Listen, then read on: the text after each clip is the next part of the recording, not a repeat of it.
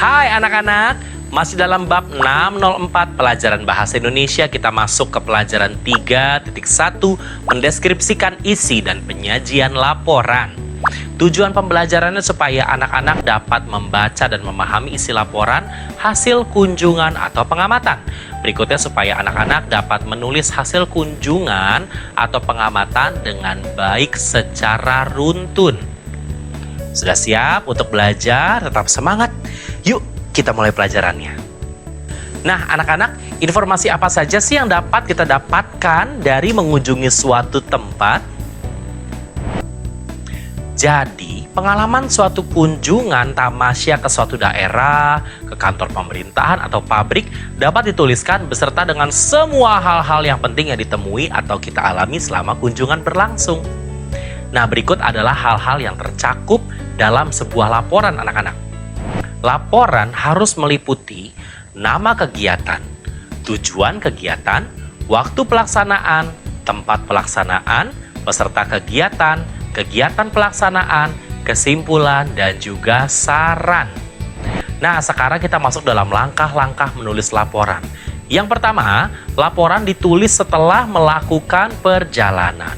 Yang kedua, laporan harus berisi suasana dan keadaan suatu objek, bisa tempat atau benda, atau juga suatu peristiwa yang disaksikan dan dialami selama perjalanan. Berikutnya yang ketiga, berbentuk karangan non-fiksi, yaitu bukan sesuatu yang sifatnya imajinatif, tetapi sesuatu yang faktual. Dan harus diperkuat dengan data yang akurat termasuk foto, peta, atau data yang lainnya. Nah, kita bersama-sama akan melihat dulu ciri-ciri laporan yang baik ya. Sekarang anak-anak, kita baca dulu sebuah laporan kunjungan berikut ini. Baca dengan seksama ya. Laporan yang akan kita baca berjudul Kunjungan ke Pabrik Susu. Kunjungan ke pabrik susu sehat. Awal Desember 2017, anak sekolah dasar kelas 6 SD Global berkunjung ke pabrik susu sehat. Lokasi pabrik susu sehat adalah di Kabupaten Malang, Jawa Timur. Guru dan murid diajak berkeliling di peternakan sapi perah susu sehat, mulai dari pemerahan susu sampai proses pengemasan. Peternakan yang seluas 50 hektar yang total memiliki 10.000 sapi perahan. Sapi-sapi tersebut dirawat dengan sangat baik.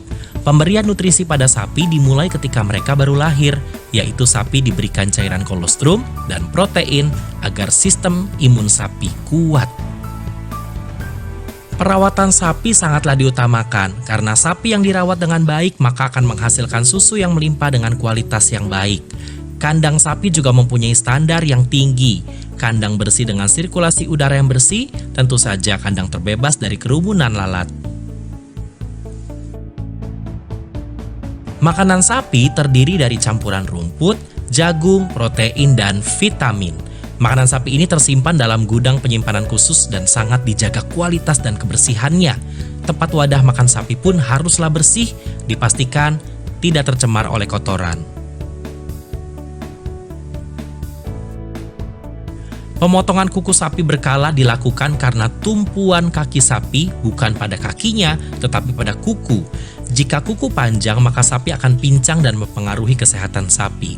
Sapi yang sakit akan dipisahkan dari yang lain, mencegah kontaminasi virus di antara mereka. Proses pemerahan dilakukan secara otomatis. Sebelum sapi masuk dalam kandang pemerahan, sapi akan mendapatkan sterilisasi ambil puting sapi. Hal ini dilakukan agar mencegah bakteri masuk ke produk susu. Sapi yang diperah biasanya berusia 14 bulan dan sudah melahirkan anak.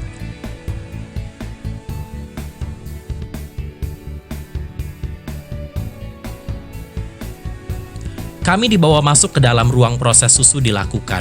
Sebelum masuk, semua orang harus melewati proses sterilisasi. dengan menggunakan seragam khusus, lalu disemprotkan cairan disinfektan, dan juga disiapkan sepatu khusus yang harus digunakan selama berada di dalam pabrik.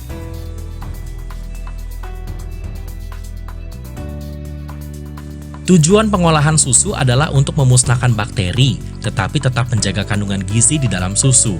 Susu sehat juga melakukan proses seleksi lemak low fat dan full cream. Semua proses pasteurisasi dan pengemasan dilakukan secara otomatis. Semua hasil produksi susu sehat telah melalui uji laboratorium. Pabrik susu sehat memberikan kotoran sapi kepada petani di sekitar pabrik dengan cuma-cuma. Kotoran sapi tersebut digunakan sebagai pupuk kompos. Pupuk kompos digunakan petani untuk merawat tanaman padi dan jagung mereka. Nah anak-anak, kita kan sudah membaca bersama-sama laporan kunjungan yang tadi. Maka sudah bisa disimpulkan. Yang pertama, kunjungan dilakukan pada awal Desember 2017. Lalu, tempat tujuan adalah pabrik susu sehat. Lalu berlokasi di Malang, Jawa Timur. Dan silakan anak-anak lanjutkan sendiri. Nah, berikutnya kita akan belajar juga hasil pengamatan dari kunjungan yang tadi sudah kita baca ya laporannya.